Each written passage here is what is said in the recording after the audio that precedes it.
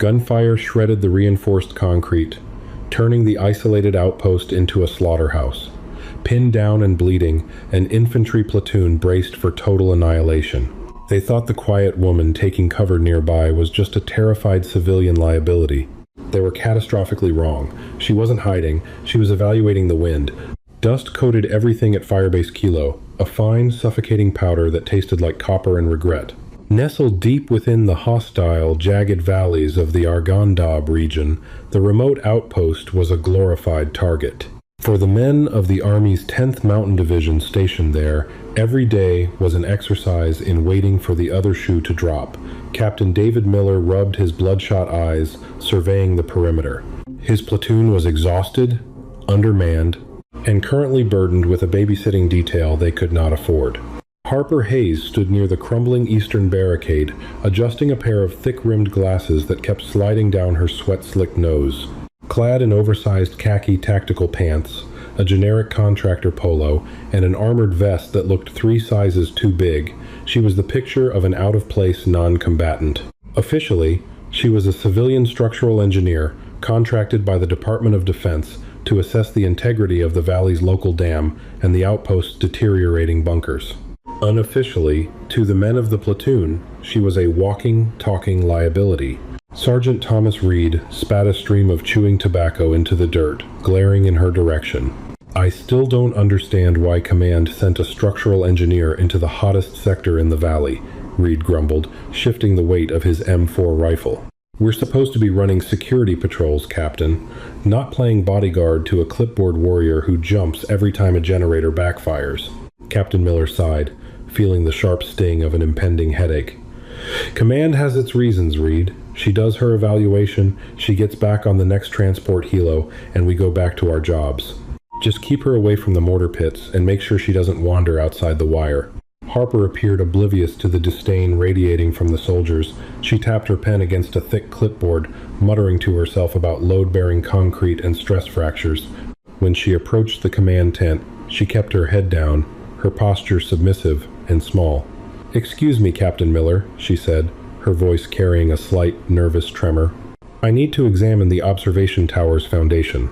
The schematics show a severe degradation in the reinforced rebar." Reed rolled his eyes so hard it looked painful. "With all due respect, ma'am," he interrupted, his tone dripping with condescension, "that tower is the only thing giving my snipers a clear line of sight. We don't need you tapping on it with a little hammer and compromising our overwatch. Just stay in the civilian quarters until the bird comes to take you home." Harper blinked behind her thick glasses, clutching her clipboard tighter to her chest.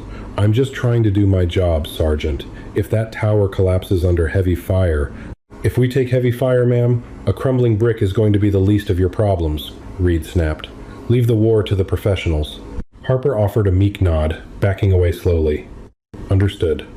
I'll just review my notes in the bunker." She scurried off, her boots clumsily kicking up dust. Private First Class Connor Davies watched her go, shaking his head. "Man, she looks like a stiff breeze would knock her over. If things go sideways out here, we're going to have to carry her out."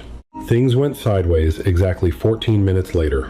It started not with a gunshot, but with a terrifying high-pitched whistle that cut through the oppressive afternoon heat. Captain Miller barely had time to scream a warning before the first mortar shell slammed into the motor pool, turning 2 Humvees into a twisting fireball of metal and black smoke. The shockwave threw men to the ground, shattering the false peace of the valley. "Contact! Contact front!" Reed bellowed, scrambling behind a wall of sandbags as a deafening barrage of heavy machine gun fire erupted from the elevated ridgeline to their north.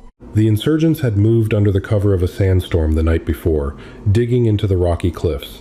Now they were unleashing hell. A rocket-propelled grenade streaked through the air, impacting the exact observation tower Harper had warned them about. The explosion was catastrophic. Concrete and steel rained down on the compound. Up in the nest, Corporal Benjamin Ford, the platoon's designated marksman, took the brunt of the blast. His body was thrown violently against the railing, and his prized weapon, an advanced M2010 enhanced sniper rifle, tumbled over the edge, crashing into the dirt courtyard below. "Ford is down! I repeat, Ford is down!" Davies screamed into his comms, pinned behind a crumbling barrier as bullets chewed the concrete inches from his face. The outpost was instantly trapped in a devastating crossfire. 2 PKM machine guns on the ridge were laying down an impenetrable wall of lead, systematically pinning the Americans into tight pockets of cover. Captain Miller tried to maneuver his men, but a ricochet caught him in the shoulder, spinning him into the dirt with a ragged cry. "Captain's hit!" Reed yelled, his voice cracking with panic. He blind-fired over the sandbags, the chaotic spray of his M4 doing nothing to suppress the elevated enemy positions. "We need covering fire. Where the hell is our air support?" 30 minutes out, the radio man shrieked, cowering beneath a rec table. "They've got the valley zeroed! If we move, we die!" Through the smoke and the deafening roar of automatic weapons, the platoon was bleeding out, systematically outgunned and outmaneuvered. The men braced for the final assault, knowing the insurgents would soon sweep down the hill to finish the job. In the chaos, no one was looking at the civilian bunker. No one noticed the heavy steel door kick open. And no one noticed the terrified, clumsy engineer shedding her oversized vest, dropping her clipboard, and taking off her thick-rimmed glasses. Panic is a contagion, but so is profound, deadly calm. Inside the smoke-choked courtyard, the men of the 10th Mountain were losing their grip. Sergeant Reed was frantically trying to drag the bleeding Captain Miller behind a shattered concrete pillar, slipping in the mud and blood. The incoming fire was deafening, a relentless metallic drumming that fractured the mind and shattered morale. They were trapped in a fatal funnel, and the enemy gunners on the ridge knew exactly how to keep them there. Harper stepped out of the bunker into the maelstrom. Gone was the nervous slouch. Gone was the trembling hands and the submissive gaze. Her posture had radically transformed. Her spine was perfectly straight, her shoulders relaxed but locked with lethal intent. She moved through the chaotic courtyard not with the frantic, erratic scramble of a panicked civilian, but with the fluid, low center of gravity glide of an apex predator perfectly comfortable in the violence. A burst of PKM fire chewed the dirt a foot from her boots. She didn't even flinch. Her eyes, stripped of the distracting glasses, were cold, calculating, and entirely devoid of fear. They darted across the battlefield, rapidly processing variables, enemy muzzle flashes, the distance to the ridge, the angle of elevation, the wind velocity whipping the black smoke across the compound. "Hey, are you insane?" Sergeant Reed screamed, his face smeared with soot and Captain Miller's blood. He saw Harper walking upright through the crossfire. "Get your head down, you stupid civilian! You're gonna get yourself killed." Harper ignored him completely. Her target wasn't cover. Her target was the M2010 sniper rifle lying in the dirt, 20 yards away, abandoned when Corporal Ford fell from the tower. She broke into a sprint. It was a precise, tactical bound. She hit the ground sliding, scooping up the heavy rifle in one seamless motion. To a trained eye, the way her hands instantly found the weapon's center of gravity and naturally indexed along the chassis would have been a massive red flag. Private Davies watched in stunned disbelief as the structural engineer racked the bolt of the sniper rifle with terrifying authority, ejecting a dust-covered round and slamming a fresh one into the chamber to ensure a clean feed. Harper dropped into a prone position behind a collapsed section of the reinforced wall. She didn't blindly shoulder the weapon. She quickly adjusted the bipod, settled her breathing, and pressed her eye to the Leupold scope. Her thumb flicked the elevation turret, adjusting for the 600-meter upward incline, rapidly dialing in her dope data on previous engagements, based entirely on mental math and environmental observation. Wind was blowing left to right at roughly 8 knots. She held her reticle favoring the left edge of the target. Up on the ridge, the primary insurgent machine gunner was screaming orders, preparing to signal the ground assault. He leaned over his weapon, entirely confident in his overwhelming superiority. Harper exhaled slowly, letting the air bleed from her lungs. Between the natural pause of her heartbeat, she applied steady, even pressure to the trigger. Crack. The explosive roar of the 300 Winchester Magnum round temporarily deafened Davies, who was huddled just 5 feet away.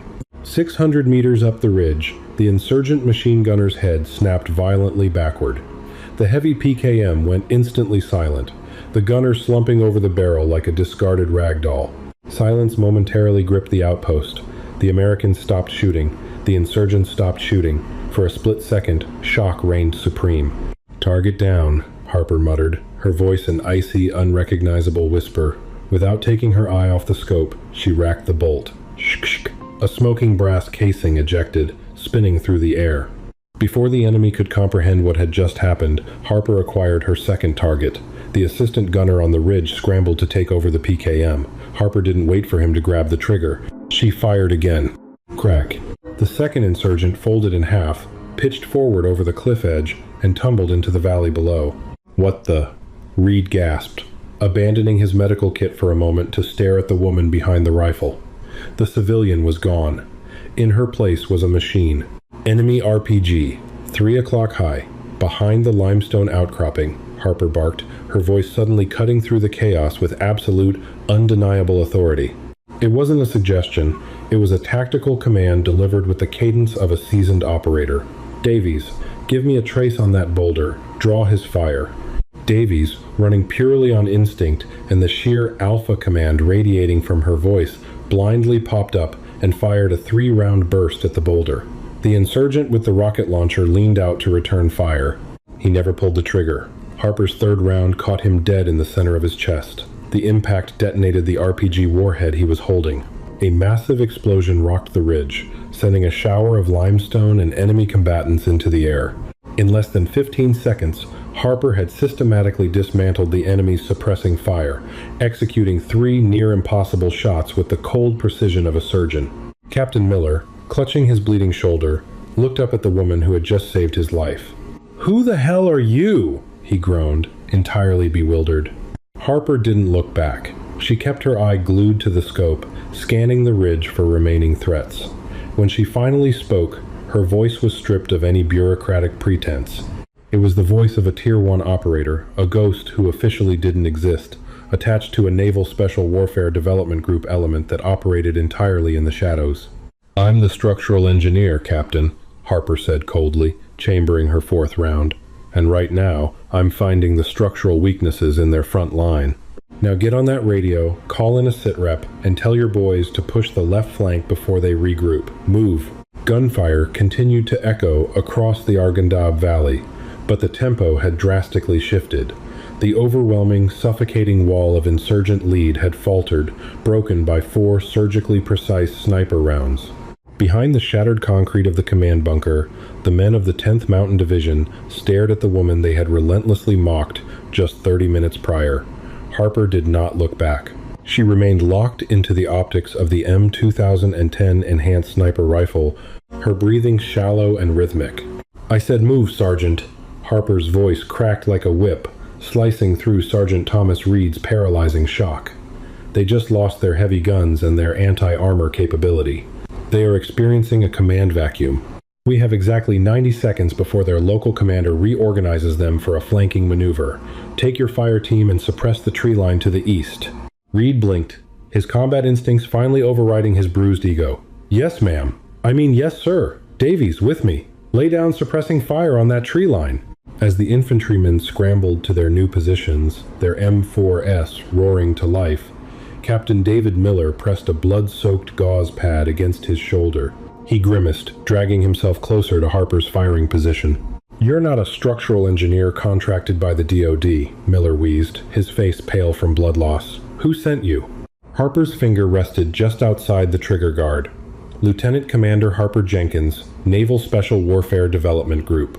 I report directly to Joint Special Operations Command, under directives established by Admiral William McRaven." The engineering contract was a sanitized cover. My actual objective was to conduct subterranean recon on the dam facility. Intelligence confirmed that a high-value target, a notorious warlord named Jalaluddin, was using the old Soviet drainage tunnels as a weapons cache and transit route. Miller's eyes widened in realization. "Dev, Gru, SEAL Team 6, the elite of the elite. You're a Tier 1 operator, and command just left you here, alone?" "I am never alone, Captain," Jenkins replied coldly. "But right now, my overwatch is 20 miles away, and we have a severely degraded perimeter. Jalaluddin's men didn't attack this outpost to kill you.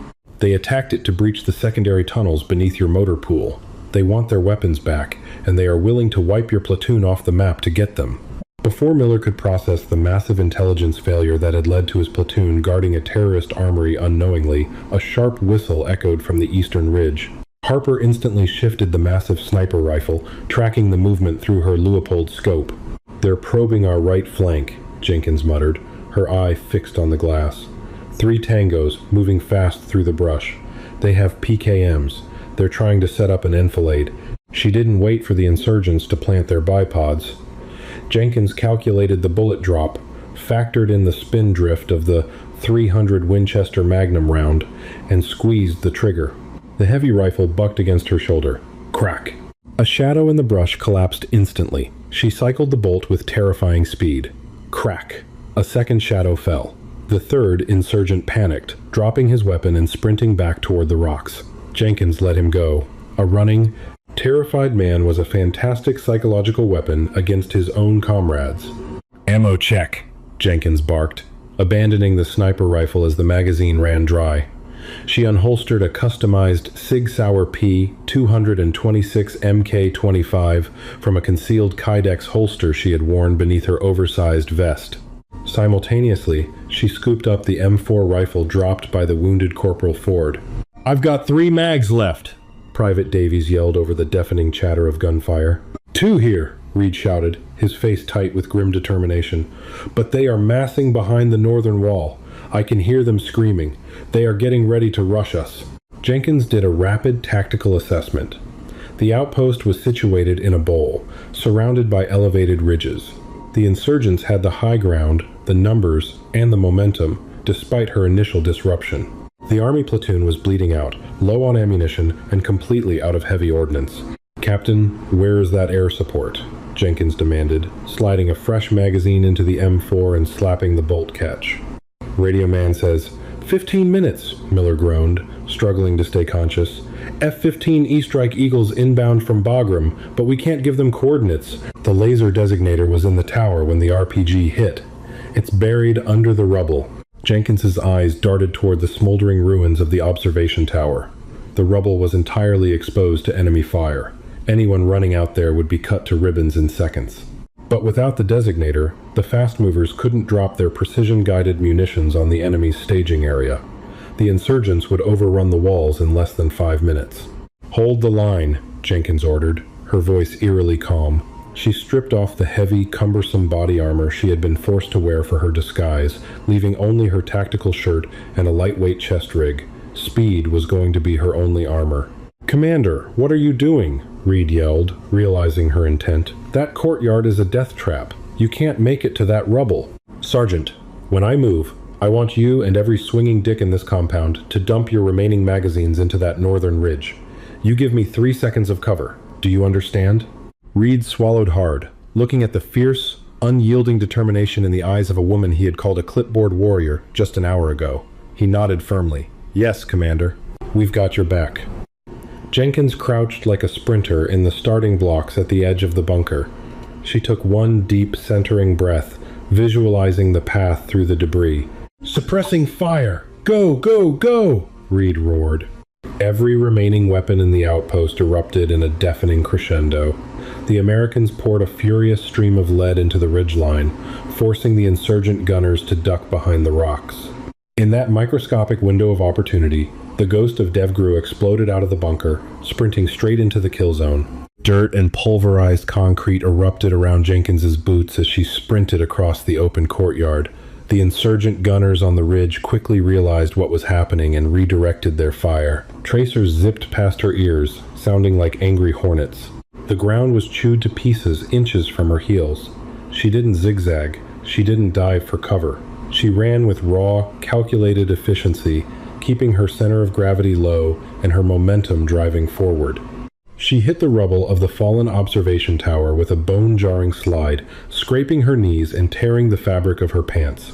Bullets pinged against the twisted steel rebar directly above her head, showering her with sparks and concrete dust. "Designator! Designator!" she muttered, frantically digging through the heavy, smoking debris with her bare hands. Her fingers caught the edge of a heavy olive-drab Pelican case. She yanked it free, ignoring the jagged piece of concrete that sliced a deep gash across her forearm. She popped the latches. Inside rested the AN-PEQ 1A Special Operations Forces laser marker. Miraculously, the lens was intact. "I have the package," Jenkins screamed into her tactical headset, patching her comms directly into the command net. Big Eye, this is Voodoo 1 Actual. Do you copy? Static hissed in her ear before a crisp, authoritative voice broke through. Voodoo 1 Actual, this is Big Eye. We read you loud and clear. Be advised, we have two F-15S on station, call sign Viper 1 and Viper 2. Awaiting your target package. Viper 1, I am painting a target on the northern ridge. Grid coordinates Echo Tango 49er. I need immediate suppression. JDAM strike. Danger close. Voodoo 1 Actual, that grid is dangerously close to your position. Confirm danger close. I said danger close, Viper 1. Bring the rain or there won't be anyone left down here to extract, Jenkins shouted. She rolled onto her back, resting the heavy laser designator on her knee to stabilize it. She aimed the invisible beam precisely at the largest cluster of rocks on the northern ridge, where she knew the insurgent commander was staging the final assault. Lacing target. Time to impact? 30 seconds, Voodoo 1 Actual. Keep your head down. The insurgents, sensing the impending strike or simply eager to finish the slaughter, stood up from their cover. A horde of fighters crested the ridge, screaming war cries as they began their charge down the slope toward the battered outpost.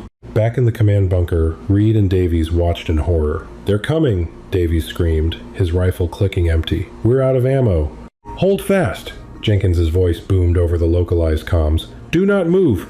20 seconds. The insurgents were halfway down the slope, their weapons blazing. Bullets chewed the sandbags, shattered the remaining windows, and tore through the canvas tents. Jenkins held the laser perfectly steady, completely exposed in the rubble, staring death right in the face without a single flinch. 10 seconds. The roar of the incoming fighter jets began to vibrate in their chests, a low, guttural mechanical scream that rapidly escalated into a deafening shriek. 5 seconds. Jenkins finally dropped the designator and buried her face into the dirt, wrapping her arms tightly around her head. The sky cracked open. Two 2,000-pound joint direct attack munitions slammed into the northern ridge with apocalyptic fury. The shockwave was unimaginable. The ground bucked violently, throwing men into the air.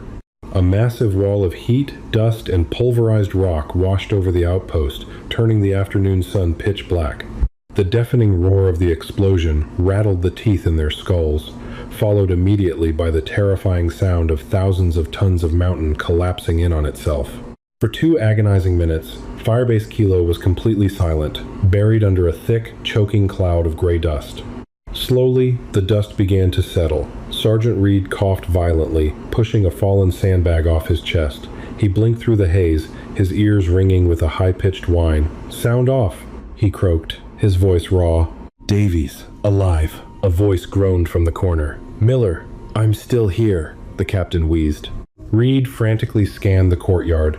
The rubble of the tower was completely obscured by smoke.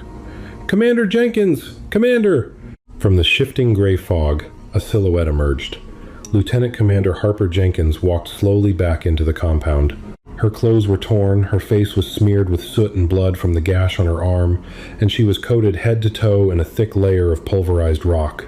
But her posture was as rigid and unyielding as steel. She calmly wiped the dirt from her tactical radio. "Viper 1, good hits," she said quietly. "Target destroyed. Send the medevac birds. We have wounded." 45 minutes later, the unmistakable thumping of UH-60 Black Hawk helicopters filled the valley. But these weren't standard Army medevac choppers. These were heavily modified MH-60M Blackhawks from the 160th Special Operations Aviation Regiment, the Night Stalkers. The birds touched down in a storm of dust. Heavily armed operators from a Tier 1 Quick Reaction Force poured out, instantly securing the perimeter with terrifying efficiency. A tall, imposing officer with stars on his collar stepped off the lead bird. It was General Scott Miller, the commander of JSOC forces in the theater. He didn't walk toward the wounded captain. He walked straight up to the bloodied, dirt-covered woman standing quietly by the command bunker. General Miller snapped a crisp salute. "Hell of a job holding the line, Commander Jenkins," the general said, his voice carrying immense respect. "Your intel was right. We secured the underground cache. You saved a lot of lives today." "Just doing my job, sir," Jenkins replied smoothly, returning the salute. Sergeant Reed, being loaded onto a stretcher by the medics, watched the exchange with wide, disbelieving eyes, He remembered calling her a liability. He remembered telling her to leave the war to the professionals. He felt his face burn with absolute shame. As Jenkins turned to board the extraction chopper, she paused and walked over to Reed's stretcher. She looked down at the battered sergeant, her cold, calculating eyes softening just a fraction. "For the record, Sergeant," Jenkins said, a faint, razor-sharp smirk touching her lips, "I actually do have a master's degree in structural engineering. The concrete in that tower was absolutely substandard." Before Reed could stammer out an apology, she turned and disappeared into the belly of the Black Hawk, leaving the men of the 10th Mountain Division forever haunted by the civilian who turned out to be the deadliest weapon in the valley. Wasn't that ending absolutely mind-blowing? Never judge a book by its cover, especially when that cover is a highly classified DevGru operator. If you loved this intense, action-packed military true story, you have to hit that like button right now. Share this video with your friends to show them what true bravery looks like. And do not forget to subscribe to our channel for more epic, classified combat stories. What was your favorite moment? Comment down below.